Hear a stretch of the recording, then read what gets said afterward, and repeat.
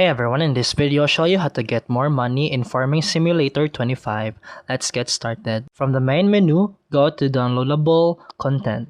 Then use the search option and look for the mod like government subsidy. Then select the mod and click install, then wait for it to finish downloading. Now go to career mode, then select your save, then make sure that mod is enabled before starting the game.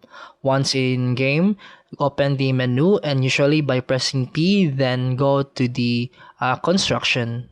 Then go to the generators and find the subsidy option, then place it on land that you own. After placing it, you'll start earning money regularly in-game, helping you buy equipment faster. This method uses mods, so it may affect game balance or achievements depending on your settings.